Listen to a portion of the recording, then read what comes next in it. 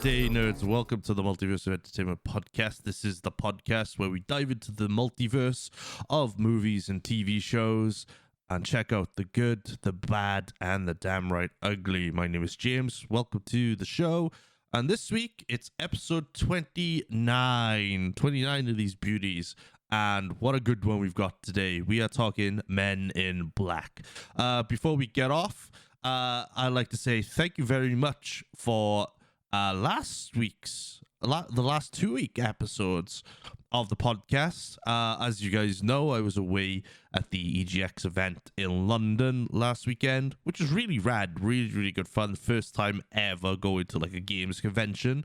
I've been to like Comic Cons before, but I've never been to a games convention, and it was lit. It was so good. Great to meet a lot of people there.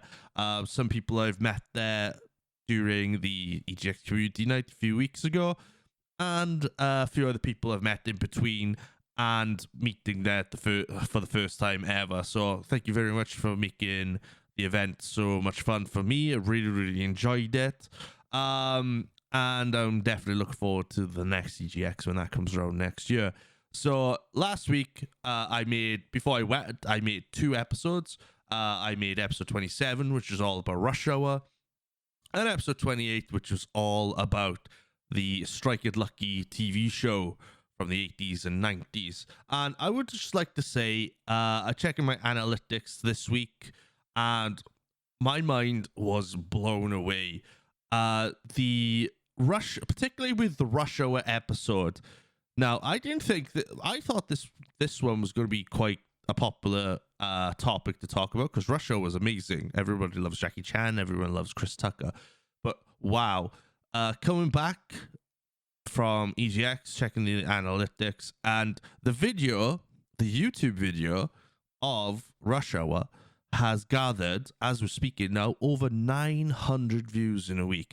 And I know a lot of people out there are like, oh, that's not much. But for me, that is a hell of a lot, because Open All Hours was the highest rated episode on YouTube, and now Rush Hour is the highest rated video on YouTube. So I just like to say thank you all so much for that. I do appreciate it.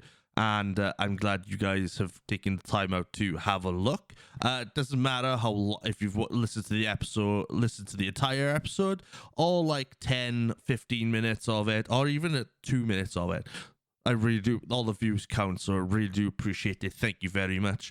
And don't forget, guys, I know I usually do my plugs at the end of the podcast, but please go and subscribe to my YouTube channel. If you listen to this on my YouTube channel right now, hit the subscribe button, hit the likes as well. The likes help with the algorithm. Comment as well. I will comment on, I will read comments on the show right here.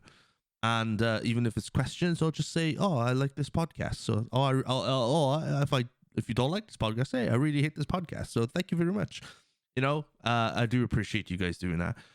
So without further ado, we'll get on with this week's episode. I just wanted to get that out of the way. This week, my friend Sassy Bear Clarence is joining me. And Sassy Bear Clarence is going to be joining me the next couple of weeks. He's a guest on 3 or 4 episodes of the podcast. So it's not just me that's going to be talking. It's going to be him as well, which is great. So he's joining me on this episode, and we're going to crack on with it now, where we are talking Men in Black, which originally came out in the US in theaters on July 2nd of 1997. Wow, so long ago. Enjoy the episode, guys. Let's go.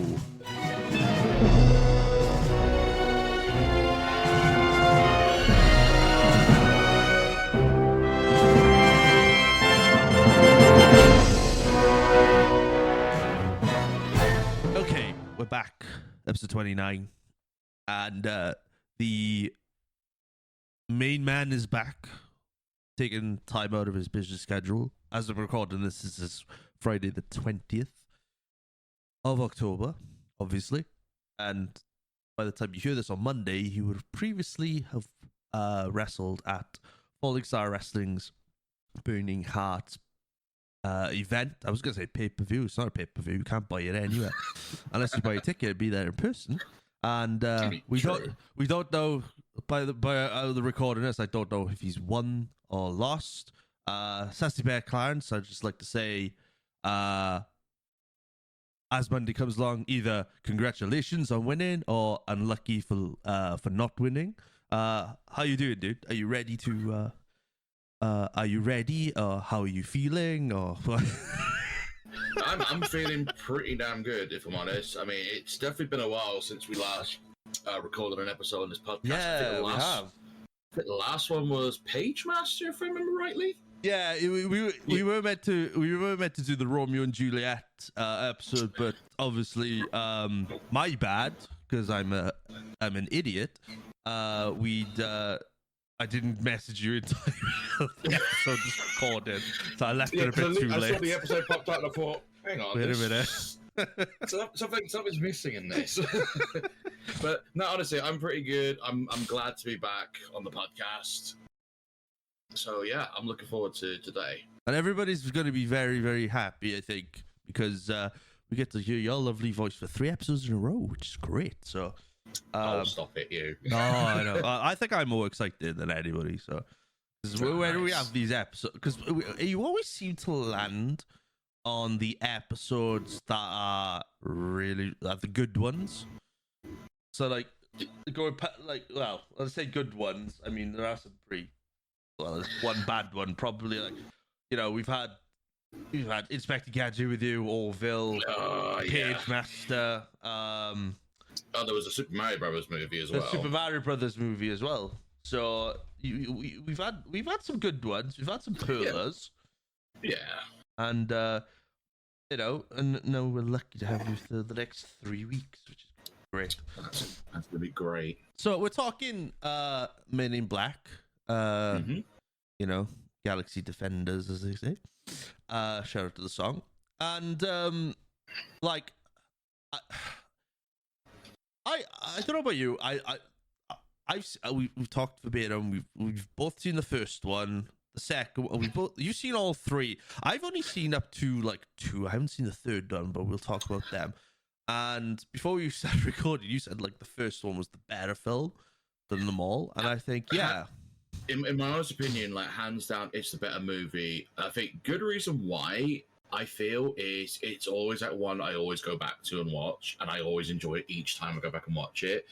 Second one I've completely forgotten about at this recording because it was a very not good follow-up to the first movie. And the third one I've actually seen only once, and that was weirdly enough in cinemas. And even then, the only thing I remembered was the villain, and everything else, again, like the second movie, was a bit of a blur. So didn't really do that well in that front. But yeah, I will honestly say, in regards to Men in Black as a series, yeah, the first movie easily like the best one in the series. Definitely want to watch that too. I will say one thing, a bit of an underrated hidden gem was actually a animated TV series of Men in Black that they released, and that was actually quite good. Yes, I remember the animated series. The animated series came out, what is it, a year after the Men in Black movie came out? I'd say round about that sort of time. Yeah, and I remember loving that show. Obviously, they had to be like kid friendly and stuff like that, because with us watching the show, there's a lot of like S-bombs and whatnot in this film. Oh, you know, it's a PG-13 like film, so you can get away with a couple of swear words here and there, and you know, and usually one F-bomb in a PG-13. Yeah, but there's no F-bombs in this movie. This is quite a. I think this can be a good family film, but with like if you got younger kids, obviously watch it with adults. You know, for us over in the UK, it was like a 12 rating, which is equal to a PG-13 rating in the States. That time, yeah. And with this film, this film came out in 1997. So if you think about like, you know, we've got 2 great actors here. We've got Tommy Lee Jones and we've got Will Smith. Okay. Yeah. And these two guys are coming off big franchise movies like Tommy Lee Jones is coming off Batman Forever, is playing Harvey Two-Face. Two-Face, yes. Yes, and Will Smith is coming off of the first Bad Boys film and Independence Day as well. Gotcha, right. Which came out the year before. And this film is... I thought this film was an action film, but it's classed as a science fiction action comedy film. Which hits the nail on the head on all three. And I didn't know this, but this movie is based off a comic series by Marvel. Wait, Marvel? Yeah, a Marvel comic series, apparently, which I didn't know about in doing my research. That's quite interesting. I had no idea Marvel even did a comic of this initially. No, neither did I. I mean, like, I don't know how old you were in '97, but I was 7 years old, and I'm trying to think. So what? So this was like July '97, so I probably would have been about either 7, I'd say, as well. Oh, we're about the same age, are we? I would say, I mean, because if it had been in December, I would have been 8. Okay. Right, but okay. Because this was like before December, so I would have still been 7 at that point. Yeah, because this film came out, it was released in the state, I've probably said this in the intro by the time this is recorded and set up, July 2nd, 1997 in the States. So this is considered a summer film, which we all know when there's a bunch of movies coming out in the summer of a certain year, there usually are some pretty banger ones. Oh yeah. So for those of you who've never seen this film, I don't know why people haven't seen this film. Men in Black is again, it's a science fiction action comedy film based on the series Marvel Comics. It was produced and distributed by Columbus Films and Sony Pictures as well. And you got really good writers. Ed Solomon's is the writer in this, and it stars an array of actors, including Tommy Lee Jones, Will Smith, Rip Torn as well. What a great name that is, Rip Torn. That sounds like a fucking wrestling name. It does sound like a wrestling name, but if nobody knows who Rip Torn is, he is the wheelchair guy from Dodgeball. Yeah, I know the dude. I mean, he's been in a couple of other movies, mixture of good and unfortunately bad, but hey ho. Can't win them all, I guess. Yeah, I mean, there's an array of good actors in this. So, you know, the film takes place in around everything happens in New York, right? Everything happens in New York. The plot is two men in black suits at the start of the film, Agent K and Agent D, interrupt a border patrol sting, and take one of the men attempted to cross the border, who is an extraterrestrial disguise named Mikey, who is this, which is actually a funny scene. And Kay's trying to talk to him and say what's going on, but then a nosy police officer catches the alien goes mad, and then Kay ultimately kills him, and surrounded by,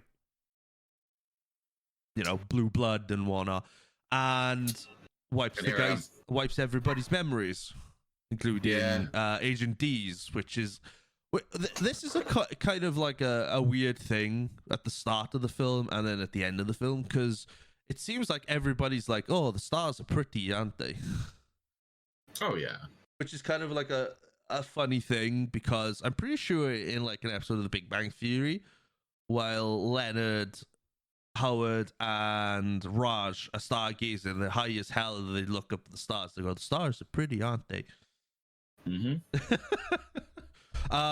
But then it goes from that to all of a sudden fast-paced action with James Darrell Edwards III, aka Will Smith, running down an alleged fleeing criminal, and then the guy catches up with the criminal, and then the guy Jay realizes he's not normal, and he gives him the criminal gives him a warning saying the world's going to end, and then, you know, it does like a shrug, and then his eyes like blink a certain way, which catches him off guard, obviously the guy kills himself, whatnot, blah blah blah. And then James is then encountered by Agent K, who Agent K then tries to recruit. And I think this is where the film starts getting, the film starts picking up, where K is trying to convince Jay that that aliens live among us, which Jay doesn't believe until I think they go into like a pawnbroker's shop, isn't it? Yeah, pawn shop or something. Yeah, pawn shop, and then the guy's like, "Oh, hi, Kay, how you doing?" You know, and it tries to like not negotiate, and gives him 5 seconds to say something, or he's gonna blow his head off, which he does in a funny scene. And Jay is like, you know, trying to arrest him, and the guy gets up and his head regrows. Yeah, that's the dude. Yeah, what's the guy's name? It's so the character is called Jack Jeeves, but the gentleman portraying it is a man by the name of Tony Shalhoub. I hope I'm pronouncing that name right. Isn't he? He's been in a fair few things, isn't he? Yeah, he has been in a fair few things. So where we are, 1987. Yeah. I'm just having a look at his resume. So yeah, he did Men in Black. I'm trying to think what other movies he did. Oh, he was in Galaxy Quest, which was okay. So he was Fred Kwan in Galaxy Quest. Mm-hmm. Trying to think. He was in the Spy Kids movie. Huh. Spy Kids movies. Yeah. Playing the role of Mr. Alexander Alex Minion. Oh, I know. Yeah, the thumb guy. Yeah. That's the one. Yeah, that's the guy. Yeah, I remember now. What a creepy guy. Who has minions made out of thumbs? Do you know what I mean? Oh, Christ. He apparently was the voice for Splinter in the Michael Bay Teenage Mutant Ninja Turtle movies as well. Oh, yeah, of course, because James Avery's is... Yeah, So James Avery's, unfortunately. So they go through that, and then there's a scene in this film where Kay almost is just about convinced Jay to join the Men in Black, right? Mm-hmm. And he sits on the bench, which has now become like this TikTok meme. I don't know if you've seen it, but it's like this green screen meme now of Kay walking away from Jay, saying, "Oh yeah, it's it's something," and he turns around and goes, "If you're strong enough." And then Jay's just sitting there on the bench all night thinking, and then you get that beautiful like shot of New York with like the Twin Towers and everything like that still there. Yeah, which is really weird to say, you know, looking back on these like yeah, on these movies, you see like the twin. Oh, dude, I've actually got peek behind the podcast. I've actually got those two films in the backlog list, ready to do, and not to talk about them at the time, but right now. But oof. Do you know what? Those two films are really, really well made, respected films. Okay, but it's tough to watch, especially Flight United 93. That film is very hard to watch. But we'll get to them another day. This is a fun podcast, not a sad podcast. But then you got Jay then comes in then to no, not Jay, sorry. It cuts to then to this farm. Where a farmer and his wife are just arguing about, I don't know, what the fucking people argue about in the 90s. Food? I don't know. In the Midwest, I mean, somebody will say pigs, animals. And an alien spacecraft crash lands and tears his vehicle in half. Now, I didn't know this at the time, okay?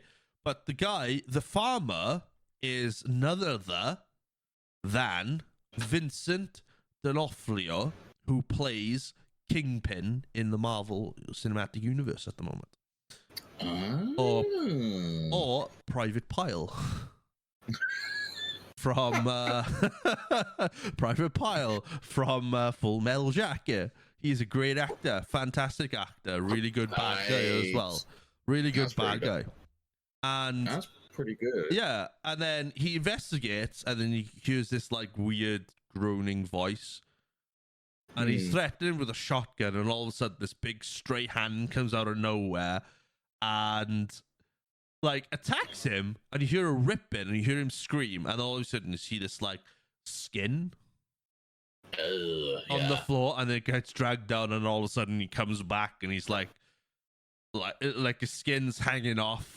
You know, it's not him. You know, I do think this is a PG-13 1997 film, and I watched this. We watched this at like 7 years old. That part was like, all right, that's disgusting. It's cool, but it's disgusting. I mean, it looks fucking amazing, but yeah, it does make your fucking skin crawl just like seeing. And yeah, I think at this point, it's basically just this giant alien that's masquerading in his human skin at this point. Yeah, there is one scene from him that for some reason it lives rent free in my brain, and it gives me a chuckle every time I quote it. I think it's the bit where he gets back into the house, and is that his wife or something? Basically asking him what he wants to drink, and he's just like sugar, yeah, and water. And I just remember looking at that, and that made me sort of like cringe as a kid, because hilariously enough, before this film came out. Just finishing a science lesson in school, dumb me thought it would be a great idea to just mix sugar and water and see what it tasted like. It was fucking vile. Yeah. That was the next thing I was going to say. Like, when everybody watched this film, every 7-year-old, every kid that watched this movie, did anyone ever try sugar water? I tried it. I tried it. Never again. No, never again. Nah, absolutely not. Like, so literally when I just saw him just down it like some fucking alcoholic with like alcohol. I was like, oh man, no. I was very uneasy with this character, but I think that was the point with the character. So yeah, I was like, oh, that's disgusting. Nah. Like, no, never again. So then the guy drinks the sugar water, and then where does he go? And then it just cuts back to the agency then. Yeah. And you see Will Smith staring at the building. Mm-hmm. He's just staring at it ominously. He's looking at it going, yeah, I'll go in. And he walks in. And this what makes me laugh with the Men in Black. There's always a guy sitting by the fan reading a newspaper. Yeah, I remember seeing that. Without fail. And then he walks in, and you know he says, somebody gave me this card, an elevator, and he just doesn't say anything else, like elevator. And Jay walks into the elevator, and Kay's there waiting for him, and this is not creepy at all, is it? It's like he's just sitting there. It's like, yeah, he's coming. Can you imagine if Jay didn't come, how long Kay was in that elevator for? Oh god. You know, I know they probably got cameras everywhere, but it's like, you know, what if Jay never appeared? Kay would be in that elevator for years. Who knows? So Jay is like, yeah, all right, I'm in. Gives him some, give him some ultimatums. So call me kid, sport, you know, these little nicknames. And then immediately Kay goes, yeah, you can say whatever you want, Slick. You know what I mean? Like, for me, it's like brilliant. That bit there is like, Jay's like, I don't want to be called these nicknames. And immediately Kay just goes, all right, Slick. Brilliant. And then you get into the main compound, and then there's all aliens and humans interacting. It's like, any fruits or vegetables? And there's somebody like a fucking what's his name from Addams Family, a lurch figure grabbing some stuff, which funny enough we will see later on. And then Jay, Kay showing him around like the different equipment and what they use, and then Jay touches like this yellow orb, and then it just like shoots everywhere, damn near like decapitated 2 people. and bouncing around. You see all the humans are just like falling around. Hits a couple of people.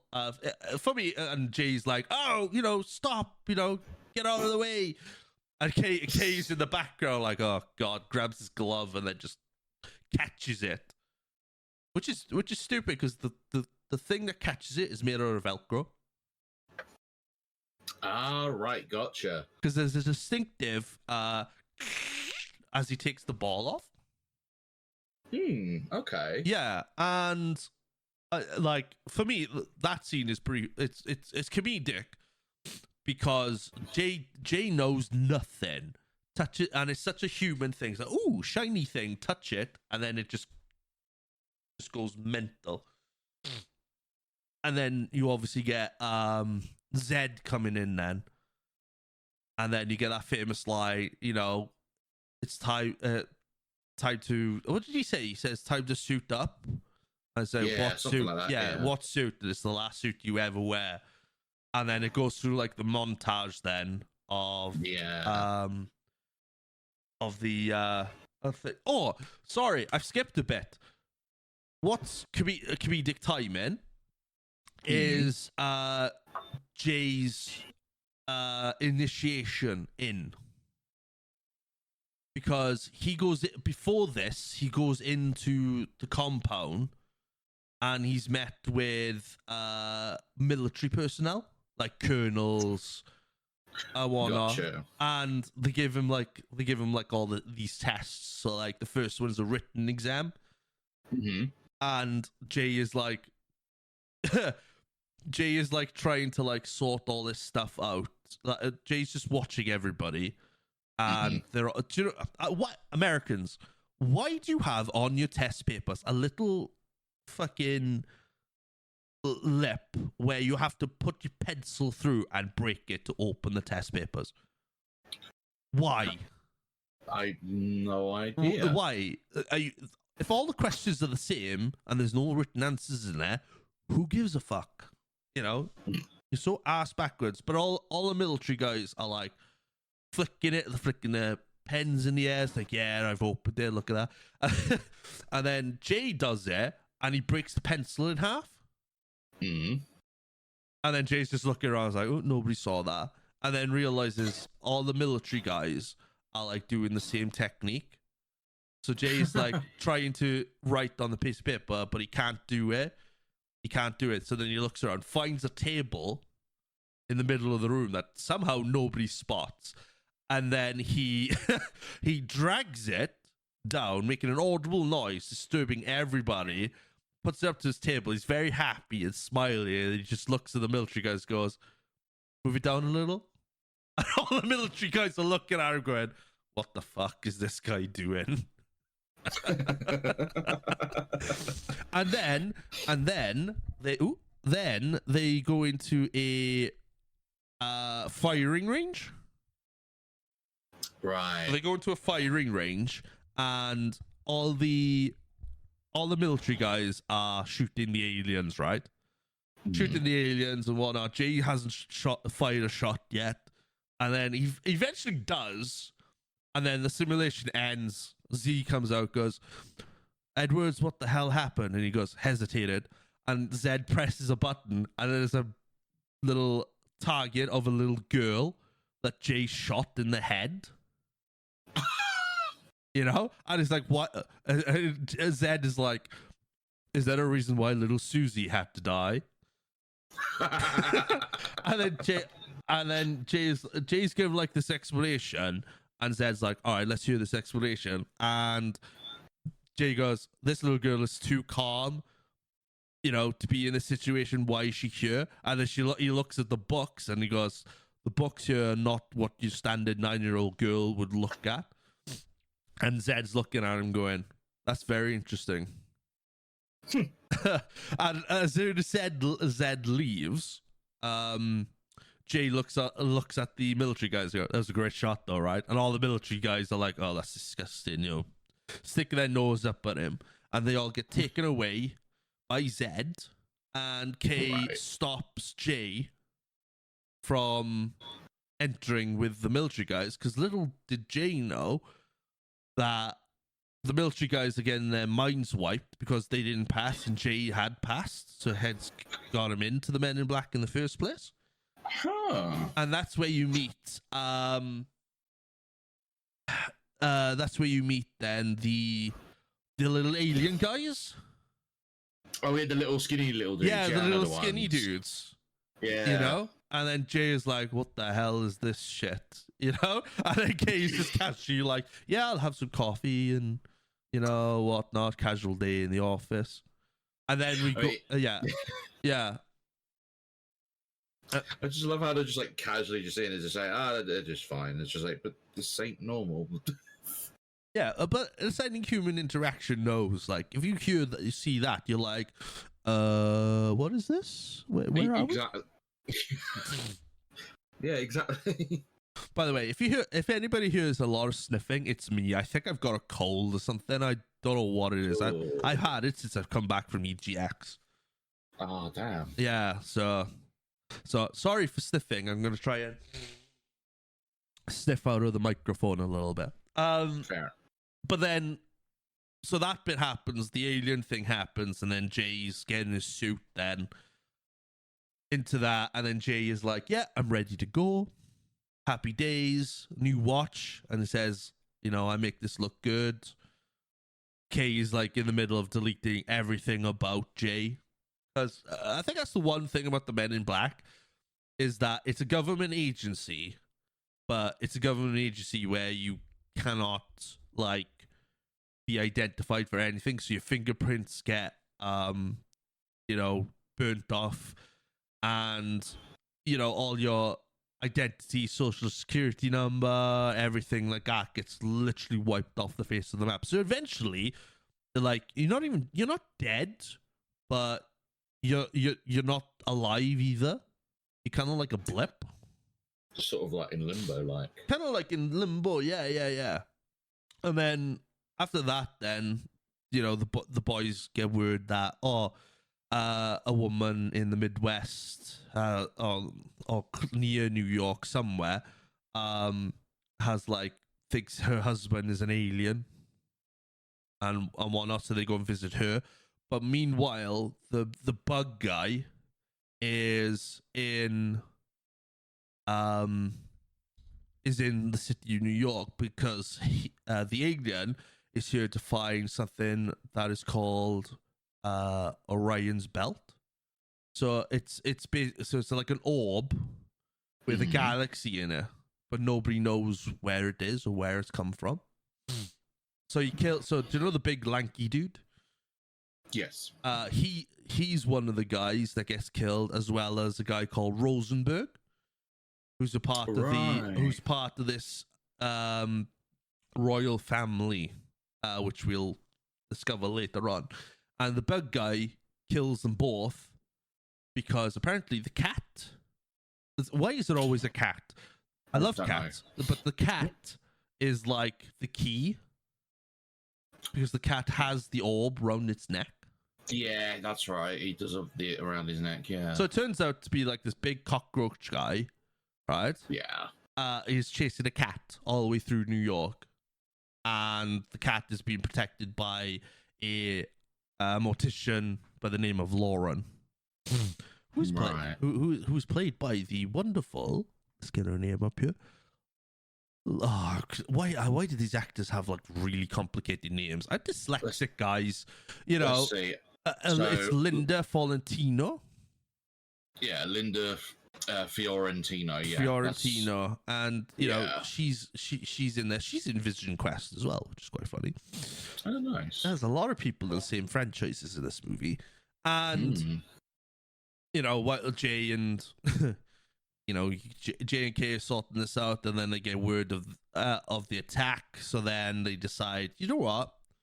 Let's visit the mortician, and this is where like the Jay and Lauren storyline kind of kicks in, because Jay likes Lauren, but Lauren is like, I don't know about you and whatnot. But then they discover like the guy, that Rosenberg guy, has like the little green alien in his head. Oh, yeah. And you also discover as well that Jay is very crap at keeping like alibis, false names and stuff like that. Because he lets slip, because Dr. K, I mean Dr. whatever his fucking name was. You know? Oh, isn't that one where K goes, I'm Dr. something, and then he immediately goes to Jay, goes, this is Dr. White, which which in my mind is like, that's quite a funny joke, because he's a black man, but he's called Dr. White, which is hilarious. I think that's comedy gold, and the way Will Smith looks at him and goes, "What the fuck," you know. And then it turns into this thing then where the bug guy finds the mortician place, attacks the girl, grabs the cat, and then the cat escapes, but he also takes the what's it called, the fucking thing with them, swallows it.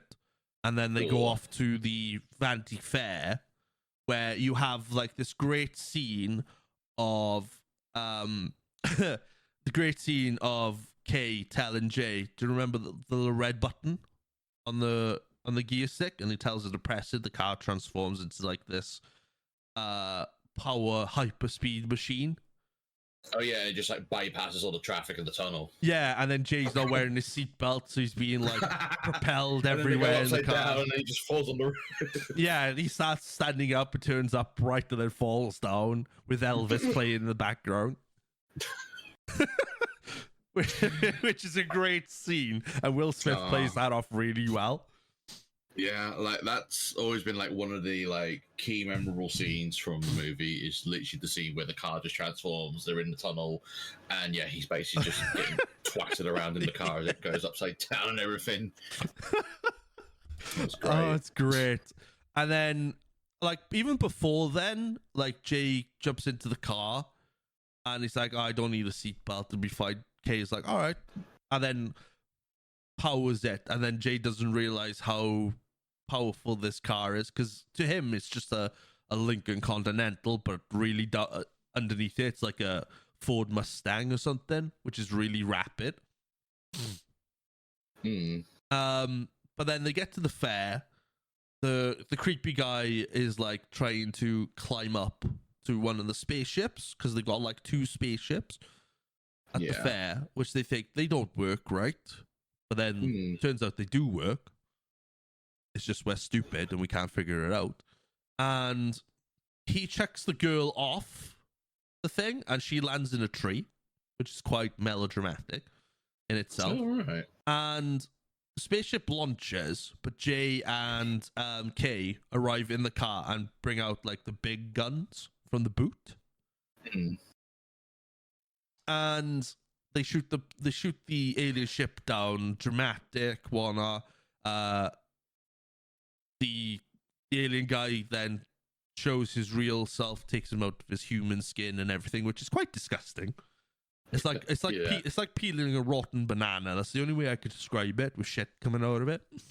Oh god, yeah. Oh yeah. And then it turns out he's a really big cockroach, an alien cockroach, and Kay is like antagonizing him and gets eaten.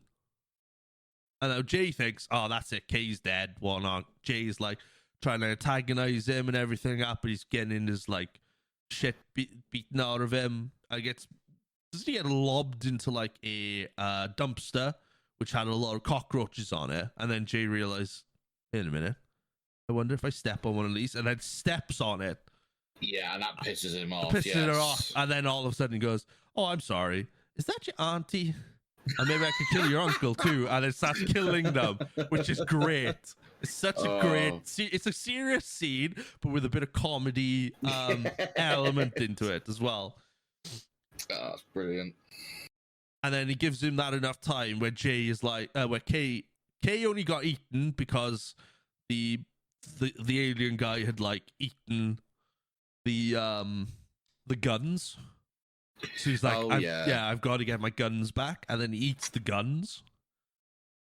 And then Jay gives him enough time to like for Kay to grab his gun and then like shoots him in half, basically. And they're all covered in like funk and gunk and spunk and everything, really. Just makes you think of that scene in Ghostbusters where Bill Murray was just like, he slimes me. Yeah, and it raised in the background going, that's great, actual physical contact. Brilliant. I love that. It's like he's like he slimed me. That's great. Yeah. I feel like that's us in that situation. Like I'm the Bill Murray. It's like, oh, that's disgusting. And you're like, that's great.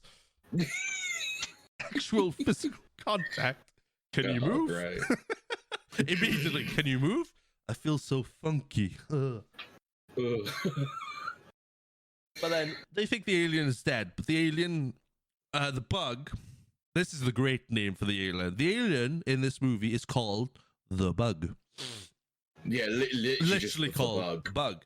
And the bug then tries and eats Jay, I think. Tries to eat Jay, but then it gets exploded again, and then Laura and the girl who's fallen out of the tree at this point. Yes. Holding the gun. Yeah, holding the gun. She's like, you look like you guys could need some help. And they're all looking at her going, bitch, I'm already fucking wet. I don't need it anymore. You know? Oh, brilliant. Yeah. But then they end up back at the agency, all like clean and pristine. Yeah, that must have been quite the quick cleanup. That was a quick cleanup, wasn't it? And then Kay is like, you know, I've had my time is done with this agency now. It's time for me to go. And he looks up at the stars again. Go, oh, the stars are pretty, aren't they? And you know, Jay wipes his memory and whatnot, and then you've got Jay, which is quite funny because you see that scene, and then you see newspapers falling on the floor, and then all of a sudden, oh, there's Kay with his wife. You know, like, and he's been missing. He's been missing for years, and he's now come back. Which turns out, by the way, spoiler alert for number 2. It turns out he's just a mailman who got lost.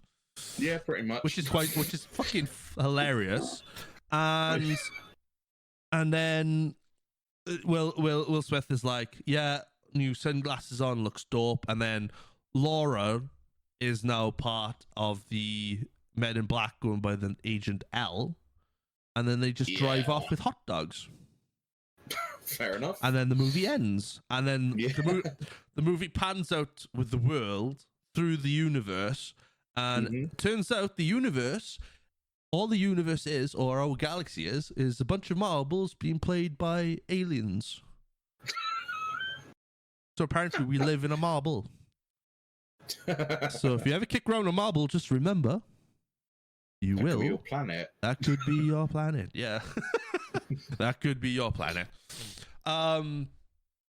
But yeah, this movie, like, that's just the basic rundown of it. I mean, we can talk about, like, the funny aspects of the films. Like I think there was one moment I do remember, and I think it's like when they give, like, Agent J this tiny-ass looking gun, but every time he fires it, he flies backwards. When they get the weapons for the first time, and Kay's teasing him with, like, the big pistol. And Will Smith's like, oh, that's what I'm talking about. And then all of a sudden, Kay just comes with noisy cricket. And then Jay is like, I'm not happy with this gun. What the hell am I supposed to do with a pea shooter? And then he realizes, fuck, this is actually a powerful gun. Yep. That's why they always say, ladies and gentlemen, never underestimate. That's why good things come in small packages. Remember that. Never judge a book by its cover. Never judge a book by its cover. And you know that, there's somebody we've forgotten to talk about. Oh, the dog. The dog. Frank the dog. Frank the pug. Frank the pug. And I think this is probably one of the most hilarious scenes in the thing. And generally, pugs actually like this to happen to them, okay? Where Kay is trying to convince Frank, and Frank is like, no, not now, Kay. Kay literally grabs Frank and starts swinging him and shaking him and everything like that. That is fucking hilarious. And I don't care. That is going to be like the outro thing to this podcast by the time this ends, right? that whole entire scene is like, like, oh, fucking great. That's rent free in my head right now. Like, the guy that actually does the voice for Frank the Pug is Tim Blaney, who also did the voice for Johnny Five in the Short Circuit movies. Oh, really? Yeah. So that was actually the same guy that did the voice for Johnny Five in those movies. He's mostly been like a puppeteer for like a load of other movies, like Blues Brothers 2000s, How the Grinch Stole Christmas. Oh, wait, he plays Johnny Five. Oh, he does the voice for Johnny Five. Oh, wow. Okay, that's awesome. So he provides the voice for Johnny Five. Oh, that's fucking rent free in my head now. I just want to see the movie just for that fucking scene. Great. But like, there's a lot of great things in this film. There is a lot, and a fun fact as well. The studio originally wanted Clint Eastwood to play Agent K. Yeah, so they originally wanted Clint Eastwood for the part. And basically, Jones really accepted the role after, like, Spielberg promised the script would improve, because when he saw the first draft, he reportedly said it stank and just didn't feel like it captured the tone of the comics. Oh. So it was quite interesting how they originally wanted Clint Eastwood. That would have been a fucking interesting movie, just Clint Eastwood as fucking Agent K. But I think Tommy Lee Jones just works better for this role. Yeah, can you imagine? No, in another universe, in another timeline somewhere, Clint Eastwood's actually playing this role.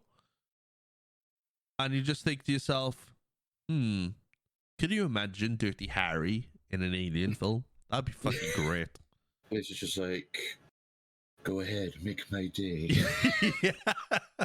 Well, that joke. Oh, that would have been hilarious. Oh, I think on the discussions of like roles that were originally given to someone but then switched.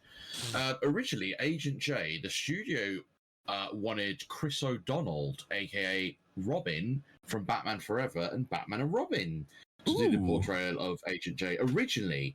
However, the director of the movie, Barry Sonnenfeld, basically he was told by Spielberg to basically go to dinner with him and convince him to like accept the script. Instead, he took him to dinner and basically then told him to not accept the role, saying that it was not a good director and that the script was one O'Donnell should skip. And interestingly enough, after that, they were originally also going to give the role to David Schwimmer, aka Ross from Friends. But he turned down the part, and how they ended up getting Will Smith to be on board was, it turned out Barry Sonnenfeld's wife was actually a fan of The Fresh Prince of Bel-Air. Makes sense. And Sonnenfeld also liked Will Smith's performance in the movie 6 Degrees of Separation. Well, the thing was, The Fresh Prince of Bel-Air finished, what, 2 years? Oh, not too long, like 1986. The Fresh Prince of Bel-Air finished. So this was like a year out. Yes, like a year afterwards, yeah, exactly. Yeah. So it kind of shows where Will Smith was like this TV, like music and TV star, but then it slowly transitioned into movies, because I'm pretty Independence Day was I don't know which one it was. I'm pretty sure it was Bad Boys was his first major film, and then Independence Day came in, and then 6 Degrees of Separation came after it, and then this. Yeah. Like, oh no, I'm wrong. No, I'm wrong. 6 Degrees of Separation was a 1993 film. So even earlier. So we interesting. Very interesting. You learn everything with this podcast when we do it. That's why I love doing this. It's great. Certainly do. And I think on the last subject of originally given to role to a character but then switch was the role of Edgar, aka the Bug. Yeah. 2 people that were originally offered the role, but then they turned them down due to scheduling conflicts. One of those men was John Turturro, who you may know as Seymour Simmons from the Michael Bay Transformers movies. Oh, wow. And this one definitely surprised me. The second person they offered the role, but he turned down, Bruce Campbell. Oh, fucking hell. Could you... picture this in my head. Imagine in a universe somewhere, Clint Eastwood is Agent K, Chris O'Donnell or David Schwimmer is Agent J, and either John Turturro or Bruce Campbell was fucking the Bug. That's mental. In a different universe, there probably is that version of this film. I mean, if there was such a thing of that existing, I'd be intrigued to see, simply just to see what the fuck Bruce Campbell does, because usually Bruce Campbell has like a load of fun in like sort of like low budgeted sort of like stuff. He always brings the fun to like 11 every time he does a role. Well, I mean, can you imagine though, if Bruce Campbell's in this film, the question I would have is, would he have ended up being in those cameos in like the Spider-Man movies and in Marvel today? That is a curious thought now that he's mentioned it. You know what I mean? Because like, obviously Bruce Campbell and Sam Raimi are like really good friends. You know, close friends, very close friends, dating all the way back to the Evil Dead movies. Yeah, and you know, if for those of you who don't know, Bruce Campbell, you know, he was the announcer in the first Spider-Man film. He was somebody in the second Spider-Man film. I'm not too sure if he was in the third one. I'm pretty sure he was at some point. He was either a butler or a doorman. I can't remember one of the other. And then in more recent times, Bruce Campbell did a cameo in Doctor Strange's Multiverse of Madness as a hot dog vendor in the universe where the Illuminati are. And gotcha. I'm pretty sure that he briefly is in a cameo in No Way Home as well. I'm pretty sure he is. Wow. Somewhere. So he does get around a lot. Oh, he certainly does. You know, absolutely. And like with the rumors at the moment of like new Spider-Man films coming out through like Sony, you know, with Toby and Andrew, which by the way, 100% backing. You know, especially with the ones with like if Tom Hardy is involved with Venom as well. Which, by the way, this is coming out on the 23rd of October, and by the time this is out, it would have been 3 days into Spider-Man 2's release for the PS5. I just want to say, everybody playing Spider-Man 2 right now, I fucking hate you all. I'm jealous of you all, and I hope you're enjoying the game, so thank you. You know, bastards.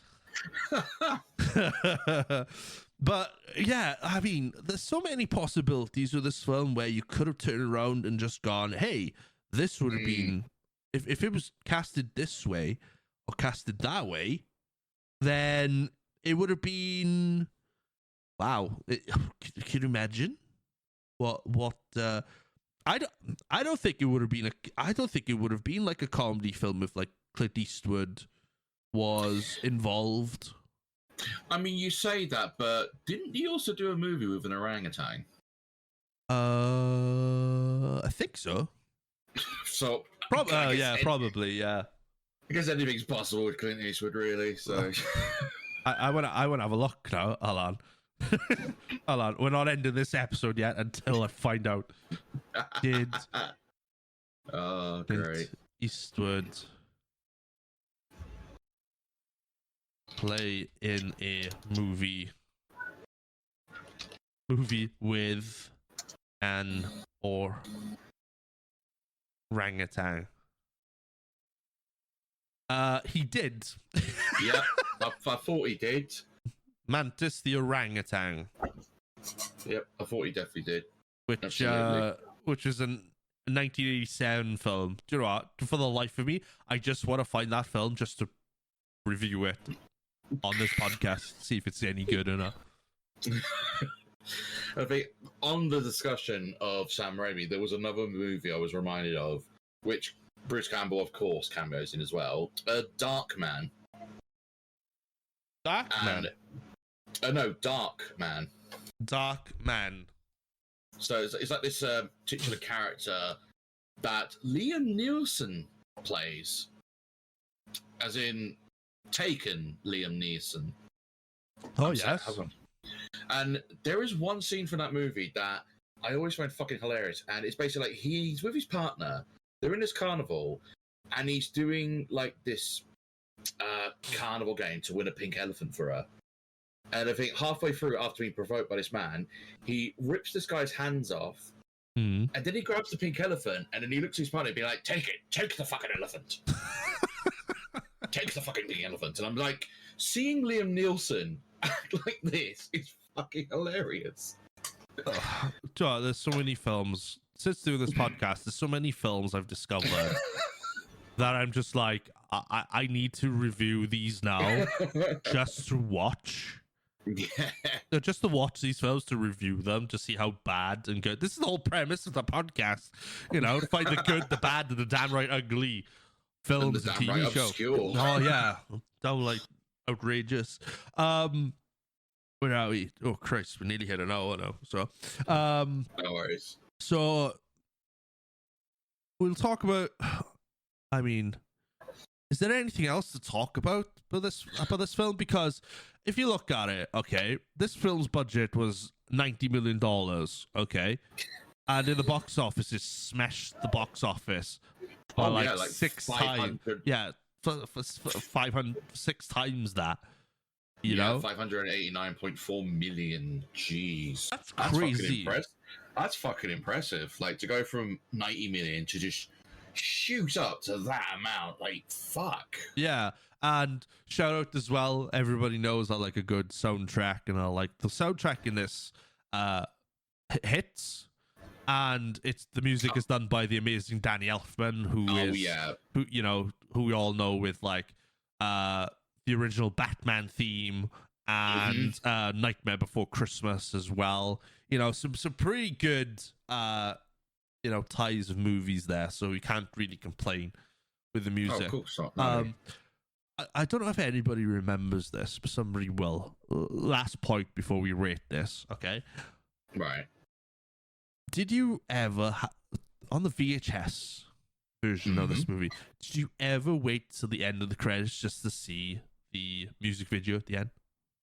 Yes, now you mention it. Yeah. Yes, I do remember that. Yeah. The original VHS. Wow. Yeah. See, people call our generation degenerates, but we had the best shit ever. Like we had that shit before the Marvel movies. So we did have the shit, before the Marvel films. We did have that stuff. So it's all class. It's all good, man. Like if you grew up with VHSs, you knew you had like some music videos at the end and whatnot. There's always like some goodies at the end. There was always some goodies at the end. Fun fact, if you didn't know, Titanic had a secret scene at the end of Titanic. Do you know what happened? I'm trying to think if I remember this or not. Nothing. Everybody died. It was nothing. There was no room for a sequel. So. Oh, that's fucking hilarious. But it's true. People are hyping up at the moment that there's a Titanic 2 coming out. It's like, how are you going to make a sequel to Titanic? The boat hit the life. The boat hit the life. The iceberg. It sank. Everybody died. Well, not everybody, but everybody on the ship fucking died practically. What is Jack just gonna rise up from the fucking dead? It's like, he raises up and goes, "Sorry guys, just kidding." Like, where the fuck's everyone? What's he doing? At fucking Captain America? Like he's frozen in time, doesn't age. Jesus Christ. Just find his body like just frozen in the sea somewhere and just and then all of a sudden ends up like the $6 million man, changes his name to Steve Austin. We can rebuild him. Oh, good grief. Can you imagine that? I know there's a lot of people that's looking forward to a Titanic 2, but if they release a Titanic 2, all right, I will end the podcast. I will end the podcast. And I know there's a lot of people out there like, oh fuck, get it done now. Like, it's never going to happen. If it happens, I will end my podcast. I'll review it first and then end my podcast.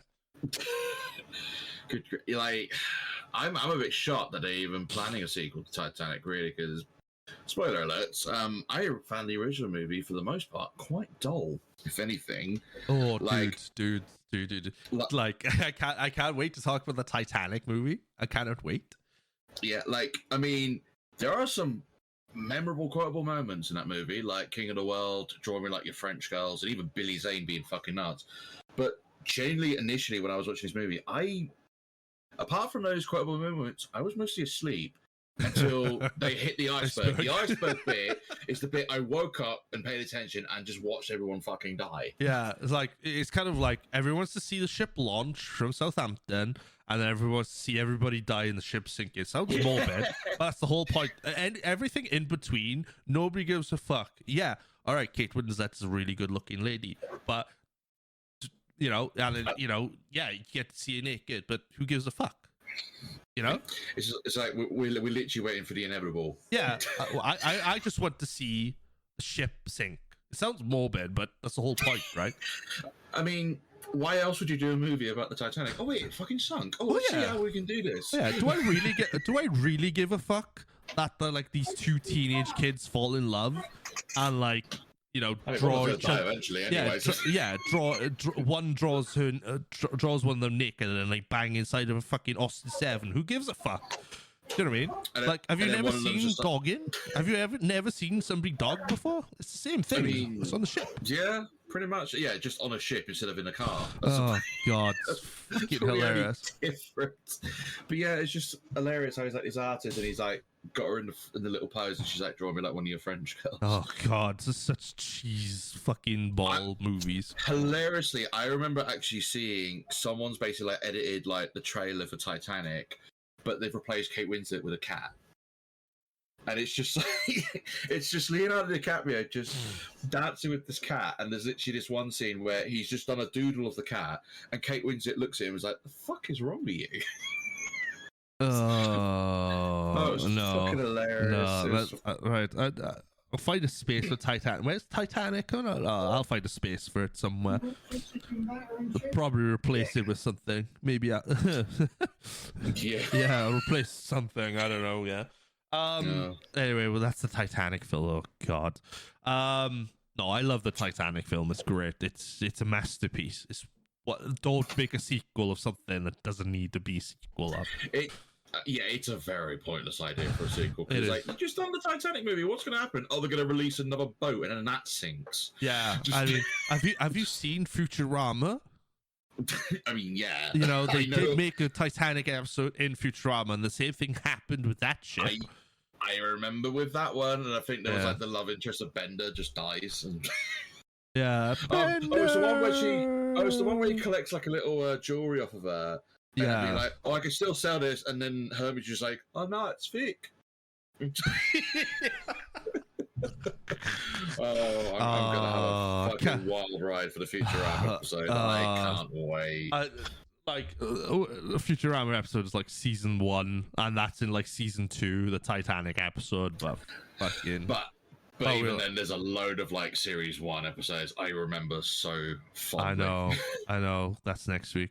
Right, let's cap off Men in Black. Yeah. Now, before we go on a tangent about other things.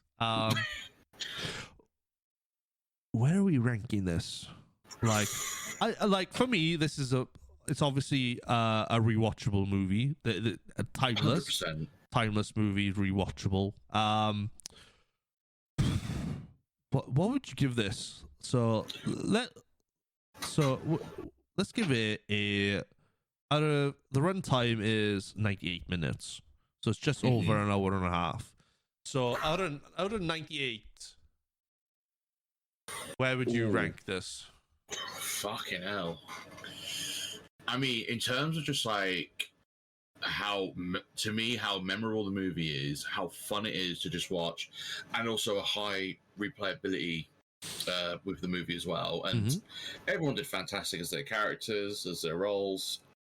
I'm probably going to give it, in my honest opinion, I'm going to give it a 97 out of 98.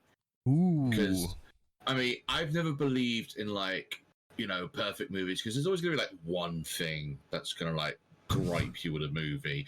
Wait. Did you not hear the Romeo and Juliet episode? I gave that a 10. I gave that a 10 or a 10. That is a perfect movie. I mean, Let's be honest. I mean, it's a great movie, and again, that's a movie I do remember a lot, especially from like English class in secondary school, where we literally had to like watch that movie when doing Romeo and Juliet. In my opinion, that's a perfect 10 film for what it is. I mean, I like the way how they like tweaked it and modernized it, and they did it in a way where it wasn't shameless or anything. It was done relatively really well, out of respect and everything. Exactly, like, and I feel like. Exactly, and they even kept like some of the Shakespeare tone of like the dialogue as well, which was again quite interesting. Yeah, it's just William Shakespeare just modernized. Yeah, it's literally like a modern Shakespeare's tale. Like everyone's seen the sword play and stuff like that. Let's just do guns. Fuck it. Let's put guns and maybe the occasional shanking. Yeah, that as well. Which with glass, which is like, you know. Oh yes. Who knew Luigi can throw glass? Fucking hell. 97. Oh Christ! I would give this. See, no, I would give it a perfect score, just for the dog swinging fucking scene. I mean, to be fair, but the dog swing scene was a highlight. Yeah, for me, like that and many others, like the gun firing, flying backwards, and just like I said, the scene of fucking Edgegar being just like sugar and water. Yeah, I would give it a 90. I would give it a 95. I won't go as high as you, but I'll give it a 95. The points I'm deducting for are sugar water.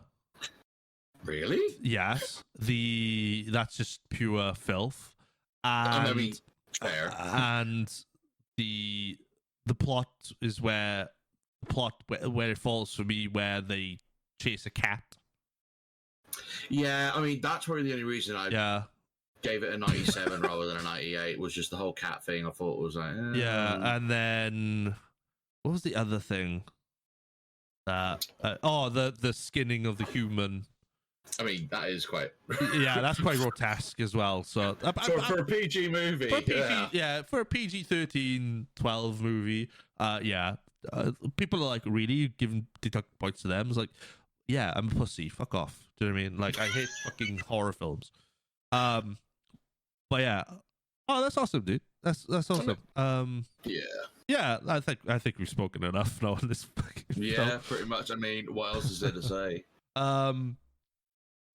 Well, the floor is yours, my friend. So, everybody knows who you are and whatnot. You can give the people what they want. Go on, give them what they want. Yeah, sure, of course. I mean, if you ever want to like check out any form of Sassy Bear Clarence content through various platforms, I've said it again, but I've said it before, but I'll definitely say it again to anyone that's just joined here now. You can find me at Clarence Sassy on both Instagram and Twitter. You can also find me at Sassy Bear Clarence on TikTok, YouTube, Facebook, and Twitch, where I'll be streaming a multitude of different content, whether it be video games, art, maybe the occasional wrestling content, who knows? But yes, you will definitely catch me on all that. And also, like we briefly mentioned earlier, tomorrow I'll be wrestling as part of Falling Star Wrestling's Burning Hearts show, where I'll be competing against Furio for their Limitless Championship in a sassy street fight. So that's if you're in the Kings Lynn area, definitely get a ticket down there because it's going to be a hell of a show. I mean, there's a lot going on in that show, but absolutely, it's going to be a wild time. Could have said it better myself, dude. Thank you very much. You're welcome. You'll catch Sassy Bear in the next 3 weeks on this podcast. So by the time next week's podcast comes on, we'll hear the results of what happened on Saturday. So fingers crossed. Of course. Fingers crossed. Yeah. Brilliant. Cheers, dude. Good luck for tomorrow. Thank you. Hopefully I can be there. I plan on being there, but at the moment, see how you feel. At the moment, it's not looking likely due to funds and stuff like that because of my EGX weekend. But gotcha. But if I don't see you tomorrow, then we'll catch you on. I'll catch you on Sunday for Futurama episode. So Yeah, I'll definitely catch you then, buddy. how about see you in a bit. See you in a bit. You busy, Frank? Sorry, Kay, can't talk right now. My flight's leaving. Wow! Get your paws off! Call the pound, we got a stray. The dog owes my friend money. Killians and bugs, Frank, what do you know? I know nothing. Not a thing. Stop it, okay. Rosenberg wasn't some two-bit Archillian. He was the guardian of a whole galaxy. They thought he'd be safe here on Earth. And the bug had other plans. The galaxy is the best source for subatomic energy in the universe. If the bugs get their slimy claws on it, kiss the Archillians goodbye. Ask him about the belt. Rosenberg said something about a galaxy on Orion's belt. What's he talking about, Frank? Beats me. Beats you.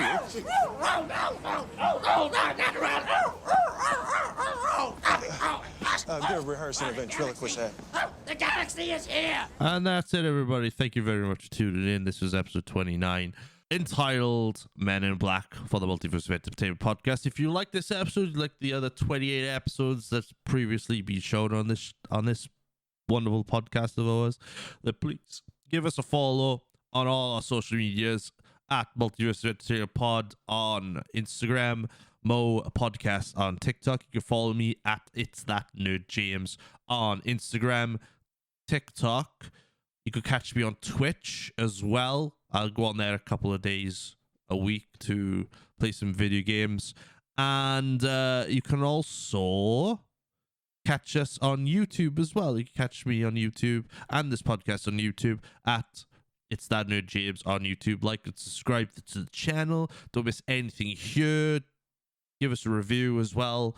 You can listen to us on audio form on Spotify, Apple Podcasts, Google Podcasts, Amazon Music, and much more as well. All the links are down below in the description as well, so don't forget to check it out. And of course, Sassy Bear Clarence's links will be down below as well, as per usual. Next week, we are on episode 30, and we are talking Futurama Season 1, and Sassy Bear is going to be joining me for that one as well. So, have a good one, stay nerdy, and let's rock out to the theme song that we love so much. Have a good one, see you next week, bye!